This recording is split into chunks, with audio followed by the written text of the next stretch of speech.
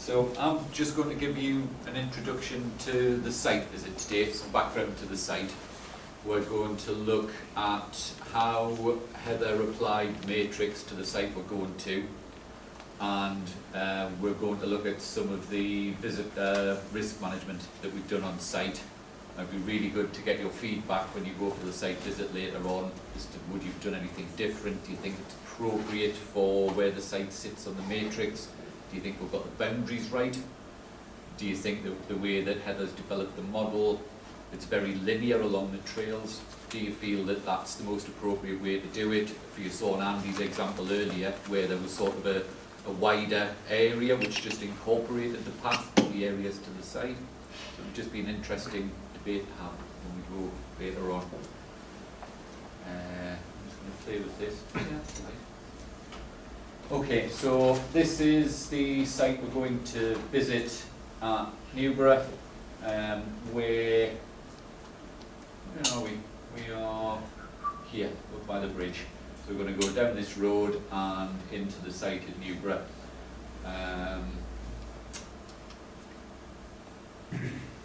The history of the site was originally a separate NNR and forestry site.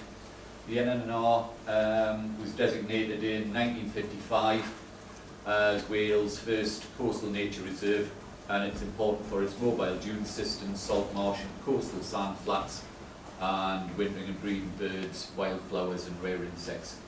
And it used to be managed by the Countryside Council for Wales. The forest block was planted between 47 and 65 by the Forestry Commission. It's important for recreation mainly, but it's red squirrel population as well, and a nationally important raven roost.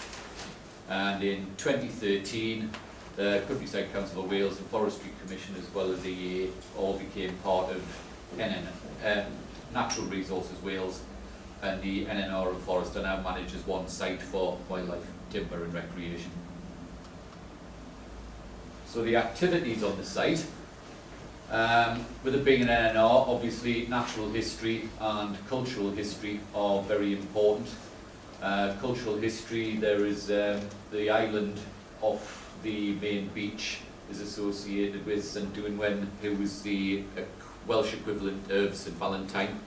There's a ruined church which is scheduled into a monument there. There's a couple of lighthouses on the island which mark the entrance to the Menai State, and there's a row of cottages which used to house pilots who used to navigate ships in. So a lot of cultural history. Geology, there's pillow lavas run through off the island and through the site. But the forest especially is also important for walking and running. It's a very flat site, so then there's a park run based there every weekend which just restarted last week. There's family cycling as well, no mountain biking as such, but forest road cycling is very popular with families again because it's flat, orienteering.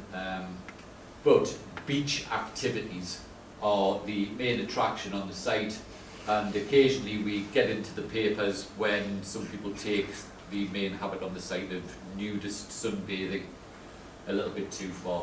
But most people come to the site to spend the day on the beach with the kids, or to walk out to the island, or to walk through the woods.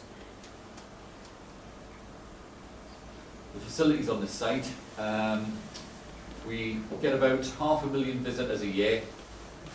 This is the main beach car park, and there's a 3-kilometre drive down to it, and you can get about 450 cars into that. And as you can see, that's the sea in the background. You're straight onto the beachfront car park.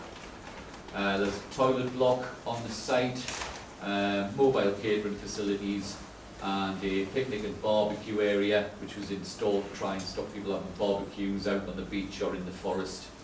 But there isn't a visitor centre, and there's no power on the site. And this car park, this whole hub here, we've put down as heavily developed on the risk matrix because of the number of visitors and the type of infrastructure that we've put on the site. Now, problem for us was managing the abrupt, what we decided was abrupt interface between this heavily developed car park. You walk along this boardwalk and you're straight out onto the beach. So we've actually got the whole beach area, once you're through the dunes, is undeveloped. And we've tried to make information we've put on site and controls for visitor risk management appropriate to where it is on the matrix. So there'll be more stuff in the heavily developed area and less elsewhere. So this is how Heather applied the risk matrix to Newborough. So you can see we've got the heavily developed car park here. This is the long, heavily developed access road going back up to the toll booth where you come in. And you've got all of this undeveloped stuff, which is the forest block and the main bit of the island. And then you've got some moderately developed trails, family-based trails, which lead directly and don't go far from the car park. And then, as Heather was saying, you can see some of these green lines have yellow lines on top of them. They're the lightly developed waymarked trails. Then you've just got standard forest roads with no waymark facilities on them. And then you've got these random public rights of way, which occasionally get used because most people do tend to use the waymarked stuff. So there's a trailhead's worth of signs in the main car park, the heavily developed area before you leave it. Secondary signs at the other minor access points, and then sort of reminder panels just as you first access the island, because the site's very permeable. You can have visitors coming in from this direction and walk 3 or 4 miles to get to the island. So they would have passed no information whatsoever before they got to the island. So the way that we've put the information out, so pre-visit information, so we have general information on the NRW website where it's all about the Forest and National Nature Reserve, and there is an I-box which Heather's team keep updated with information about trail closures or diversions. And then once you drill further into the website, you get the trail specific pages. So this is the Saint Sand and Sea Trail, which heads out onto the island itself. You've got general information here. And this, one of the problems we have on the site is people getting cut off on the island at high tide. And we've now recently put in a link to the BBC website, but we're very aware of the work that Emma's done with Snowdonia Active, which we had a discussion with her, and she suggested that it's fine giving people the times, but what they're supposed to do with them. So we'll see something we're going to try later on. So that's the pre-visit information, and then when you get on the site, we've got a series of trailhead panels just before you get to the boardwalk and head either out onto the beach, out into the forest this way. So the information we've got in about each trail tries to follow the by all reasonable means information. So there'll be stuff of what's the path surface like? Is it a bit unsurfaced? Are there tree roots? Is there a bit of mud you're going to find? What are the slopes like? And the waymarker to follow. And something that we've just started to do is put grade profiles, so people can get a visual idea of what the terrain looks like that they're going on to. That's available in a leaflet. This is the leaflet that's available in a dispenser, the trailhead. And on both the panels, which is our waymark trails, and the we give some information about the hazards associated with the sites. So there's stuff in here about the island being tidal in both the leaflet and on the panels. So then what we do after the trailhead is start to put location-specific reminders where they're appropriate. So the previous one was about our formal waymark trails. This is more about the site in general, covering the beach and the dunes. So there's an RNLI sign that the RNLI helped us pull together, listing the hazards associated with the beach, information that there's no lifeguard surface, and that information is at the trailhead before you leave the main site. And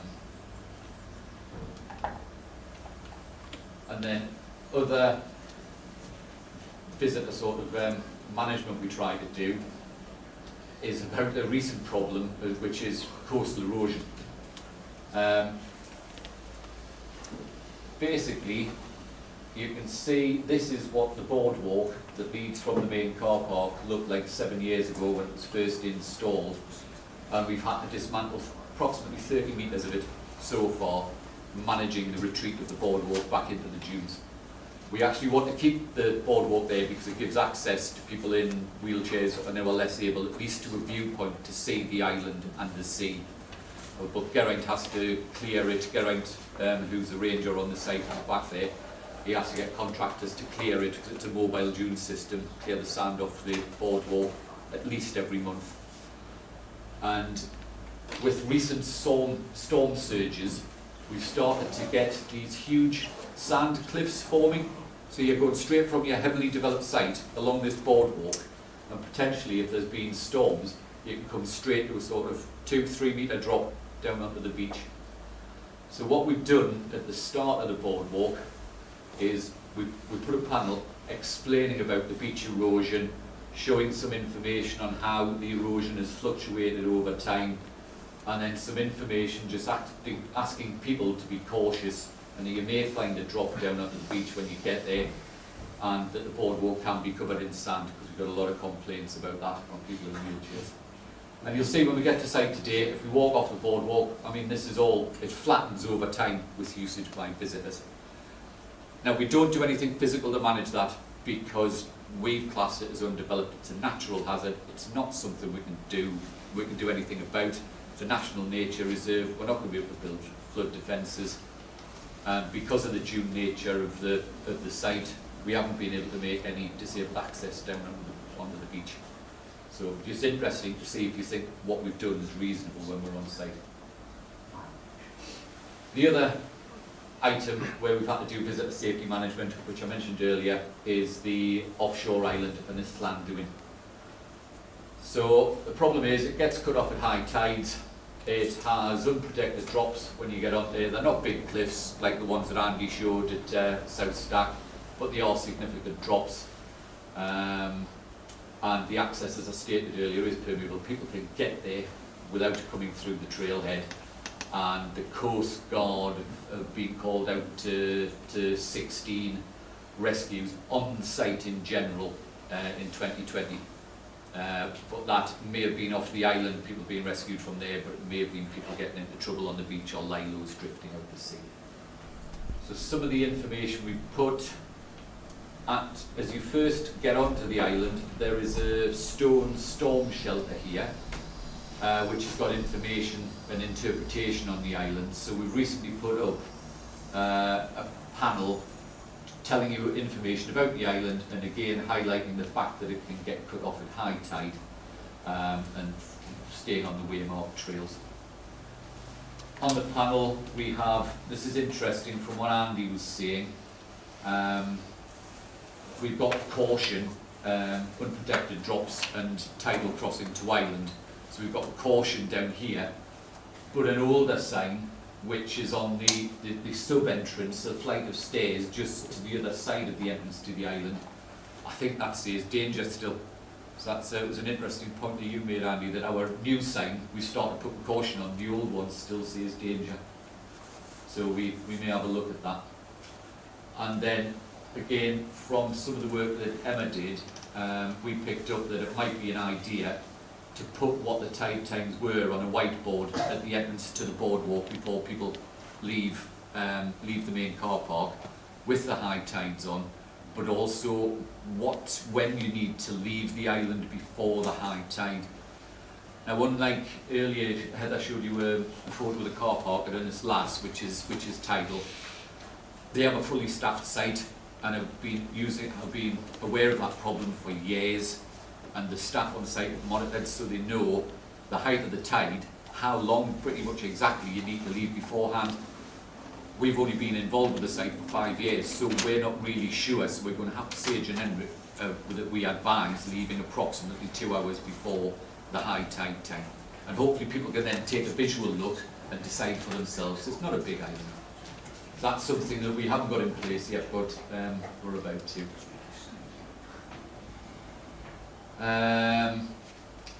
Geese and golden eggs.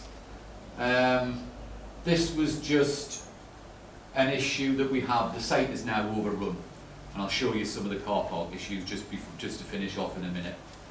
But it's such an iconic site, the pictures on the island. Our site appears everywhere from Visit Wales, social media stuff, articles in Cheshire Life, the front of photography books.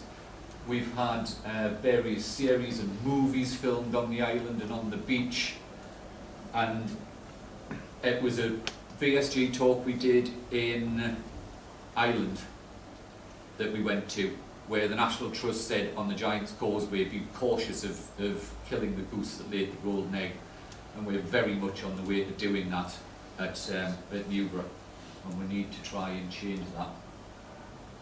Oh, I've lost the slide. I'll go back to this one. So basically the site was redeveloped in 2013. How am I doing for time? Okay. Just there. So in 2013 the site was redeveloped, the car park was revamped, the new toilet block was made, and it was really good, but they based that on the old visitor figures. Now in 2013 when the new site opened, they were getting 60,000 cars through the site a year. And in 2019, the last full year of data we had 240,000 cars. It's causing all sorts of problems in the village. When we drive to site, you'll see the access is right through the middle of a residential area on a crossroads in a village. The queues of traffic used to come out through the village, it used to block the whole street. We've had to put in place traffic management plan. We've had to employ a traffic management company. We've got to guess on the site days it's going to be busy. It's all based on how sunny it is. So there may be an issue for us getting into the site today, but we'll find that out in a minute when Garrick's run back to the site to make sure we can get in somehow. But it's not the long-term solution to the problem, and my line manager John would really like some thoughts and input onto what we need to do. Do we need to shift the car park? We've got coastal erosion, so that car park at some stage may very well disappear under the sea anyway. Do we move the car park away from the village? There must be some good ideas out there. It would be nice to get some feedback from people. That's it from me.